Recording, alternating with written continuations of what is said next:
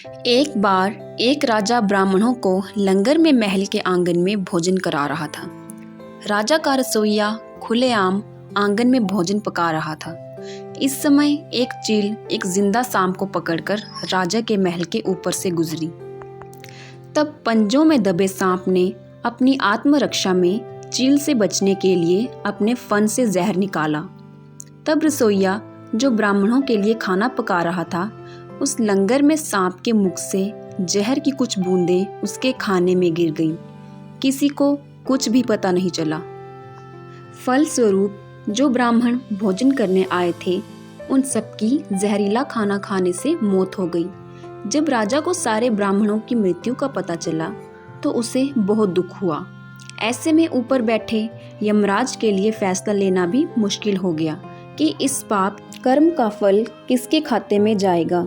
Number 1, राजा, जिसको पता ही नहीं था कि खाना जहरीला हो गया है, या रसोइया, जिसको यह पता ही नहीं था कि खाना बनाते समय जहरीला हो गया है, या वह चील जो वह सांप लेकर खाने के ऊपर से गुजरी, या वह सांप जिसने अपनी आत्मरक्षा के लिए जहर निकाला।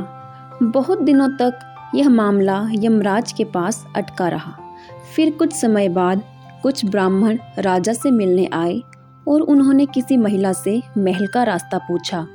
उस महिला ने महल का रास्ता तो बता दिया, पर रास्ता बताने के साथ साथ ब्राह्मणों से यह भी बता दिया कि देखो भाई, ज़रा ध्यान रखना, वह राजा ब्राह्मणों को जहर देकर मार देता है। बस जैसे ही उस महिला ने यह शब्द कहे, यमराज को उनका उत्तर मिल गया। यमराज ने फैसला लिया कि उन ब्राह्मणों की मृत्यु के पाप का फल उस महिला के खाते में जाएगा और इसे उसके पाप के फल को भुगतना होगा। यमराज के दूतों ने पूछा, प्रभु ऐसा क्यों, जबकि उन ब्राह्मणों की हत्या में उस महिला की कोई भूमिका नहीं थी। तब यमराज ने कहा कि देखो भाई, जब कोई व्यक्ति पाप करता है तब उसे बड़ा आनंद मिलता है। उन ब्राह्मणों की हत्या से ना तो राजा को आनंद मिला, ना तो रसोइये को आनंद मिला, ना तो उस सांप को आनंद मिला और ना ही उस चील को आनंद मिला, पर उस पाप कर्म की घटना की बुराई करने के भाव से बखान करने वाली उस महिला को जरूर आनंद मिला। इसलिए राजा के उस अनजाने पाप कर्म का फल उस महिला के खाते में जाएगा। बस इसी घटना के तहत आज तक जब भी कोई व्यक्ति किसी दूसरे के पाप कर्म का बखान बुरे भाव से करता है, तब उस व्यक्ति के पापों का हिस्सा उस बुराई करने वाले के खाते में डाल दिया जाता है। अक्सर हम जीवन में सोचते हैं कि हमने जीवन में ऐसा कोई पाप नहीं किया, फिर भी हमारे जीवन में इतना कष्ट क्यों आया।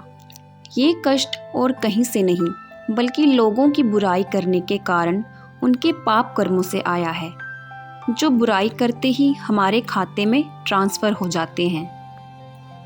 इसलिए आज से ही संकल्प कर लें कि किसी के भी पाप कर्म का बखान बुरे भाव से कभी नहीं करना चाहिए, यानी किसी की भी बुराई या चुगली कभी नहीं करनी है। लेकिन फिर भी हम ऐसा करते हैं तो इसका फल आज नहीं तो कल हमें भुगतना ही पड़ेगा। दोस्तों, अगर आपको ये कहानी अच्छी लगी हो तो हमारे चैनल को लाइक, शेयर और सब्सक्राइब करें।